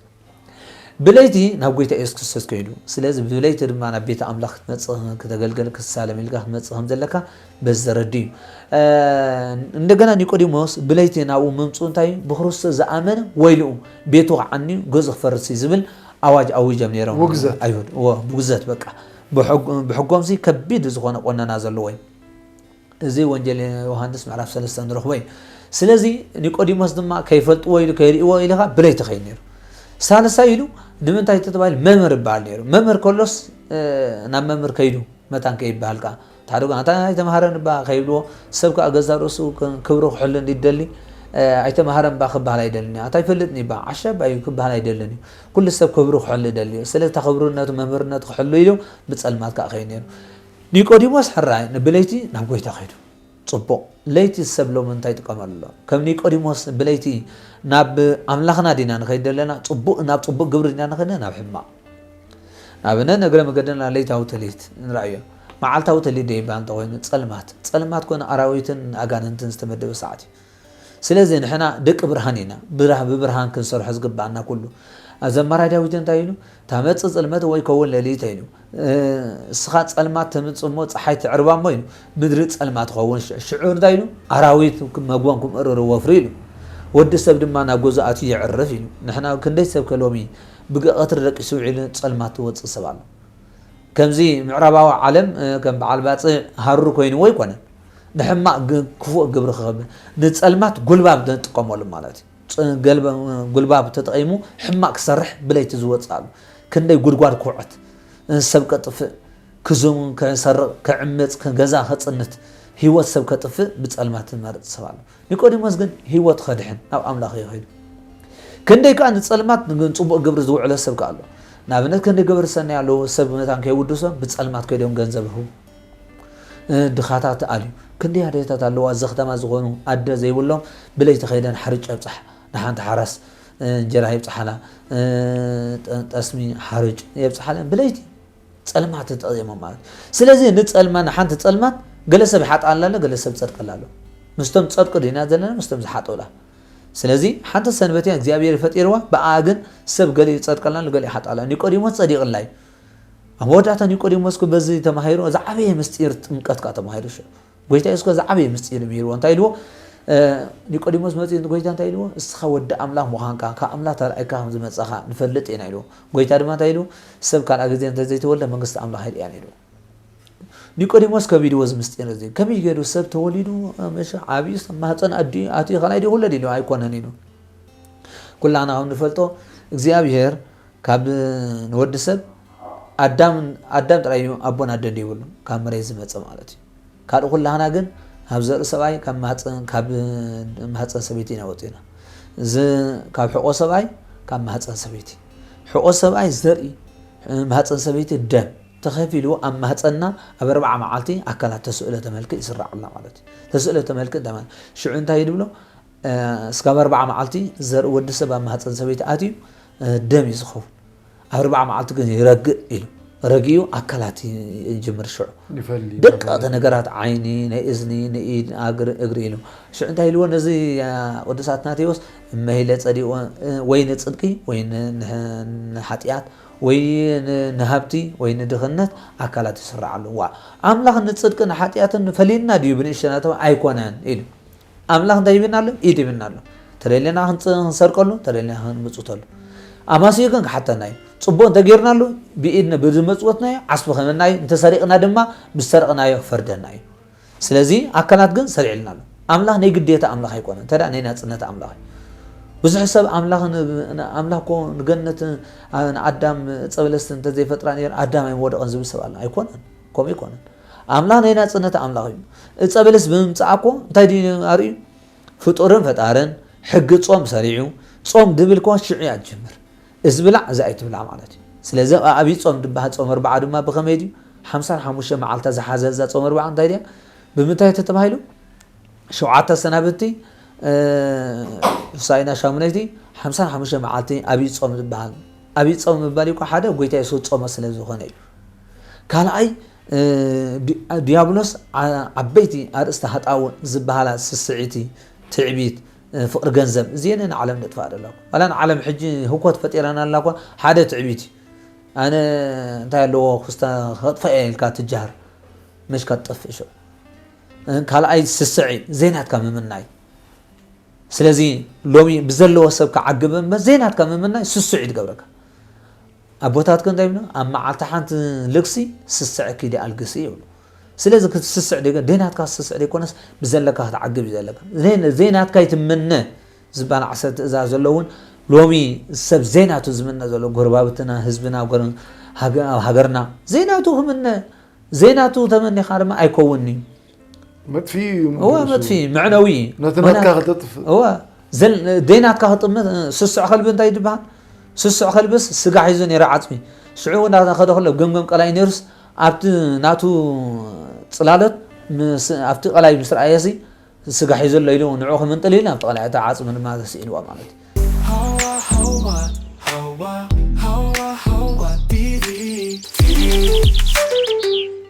كلياتو يسددوهم ل1000 وفوي انا توما اهادو ل10 مئت حدا ن10 كلتن كلتشح كطفوهم سي كندي عوتنا يغزي ابيرين هاجرنا ايرترا بمسواعت نسترخمتكم انتي دي تعوت عودو هاجرنا ايرترا جغاننا هاجرن كوحسيه اتيهم كنت خوينا تسعيره زيناتهم غزمتي املاح كن مزمت دي مست هاجرم زحلو هاجرم زحلوي سلازي عوتنا ايرترا واحد سب نيرو እንደገናውን አጽዋር ዘይነበሮ بوحد تبزح سعره انتي تتبايل እግዚአብሔር ምስ ውሕዳት ነይሩ እግዚአብሔር ምስቶምና ዓዶም ዝሕልዎ ነይሩ ትዘይናቱ ዝምነ ዝነበረ ክስስዕ ክዘንብ ዝመፀ ግን እግዚአብሔር ዓወታ ይሃቦ ሕጂ እውን ኣይቦንን ዘላለም ኣይዋሃብን ስለዚ ምንጭ ስስዕ ድማ ምን ዲያብሎስ ስለዚ ብስስዕ ክንስስዕ ዲኮነ ብዘለካ ተዓግብ ኣለካ ዘይናትካ ክትምነግን መሽካ ጥፋኣት እምበር ክመክሰብ የለን ስለዚ በዚ ምክንያት እዚ أبي صوم عبي معلت نبلو أبي صوم نبلو هذا عبي حتيات عبيت حت أو استسعر السزون ديابل استسعر السزون دكان عبي صوم نبلو قويت أسكت صوم زون قويت أسكت بمتصامو عبي بعلم دكان بزهم معلت سلزلو أبي صوم يبان سلزين يقدموس بلبونا نبيت أملاك مسيم لبونو أستوعلو نبقيت أسكت سز مسيم سلمات قلباب نتصد كده أمبر نحتيات هاي تطمرون سلازي السبت صديق اللي مو نحنا دما اب حاتيات كنبر ديكونس كم همما اب غحاف كنبر ديكونس كم نهبي اب عمبابا نو علمو مع رحزنا نويتنا ناتو سلازي نهبي ما تخلنا انت هاتولو عسل تولو همما غزا ما تخلنا انت تولو ايش تولو سلازي اغزيابير ايش لو خيسغونا عسلو نعتو نبيتي كبلنا كم نهبي ام معرص غيردا مصحف قدس نوعل امين اب حميت رخصت دغنا قال غحاف ابزلو حطياتن رخصتن سرقن عمصن سسعن دينات كم مناي ابكمو كنتنيرنا كن نبراني هاما ايش نخنبال عراي سلازي ازي شاوعيت سنبدما نيقوديموس بز مستير تغلص مالتي زي خبركم تعذبتي كم تكاتلو زلهم بكنيات صوم 4 وي دما عابي صوم اتكرنات مبغسينا هوسانا انتايو بخمين يرو بخمي اغابي زتصمبلن زبعالن نابلنا ابو بيلنا دحر تمريتنا ونت تحالفا شوعت سنابتي وي دما 4 شاتن معلتي بخمي اغبا منالبات كمزي مرغيتا ستيفانوس كغلطو صنح زن شوعت اغابات كاب اب عامت حنسا اب حد ور حطراي دخنا معالتاوي سوني سولوس روب حامس عرب قدام سنبت اندابلنا ين انتن خيد كساب كندي اب منفسنا نفسغانان كساب كندي حويت كتاب كني دحنت مرخبنا خنياتو سغانا وشتاوي سلام رخبه منفسنا رمام سامنا خنا تعريقو ناب ورث منغست املاح كنكون سي بقعات كنكون مخالنا مو كل غزي زن دولندلو منالبات اب صوم 4 تراي تحصيرن زوسنا ديكونا اما التو هيوتنا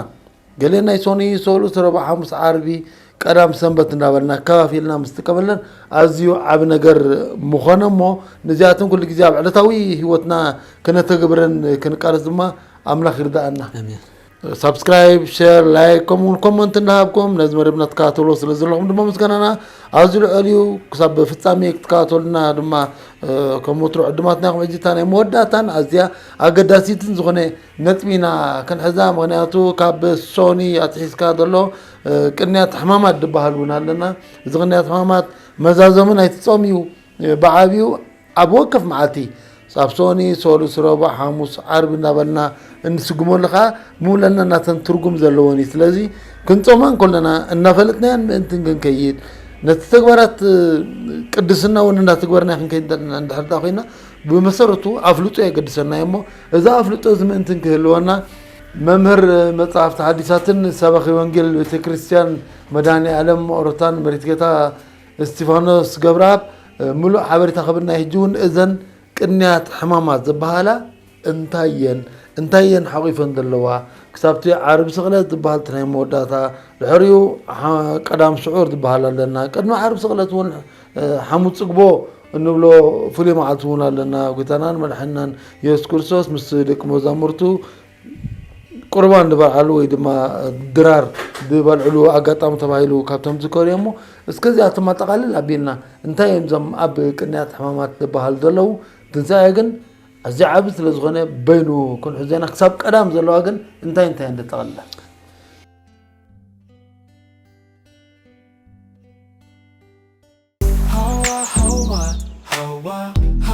Hawa TV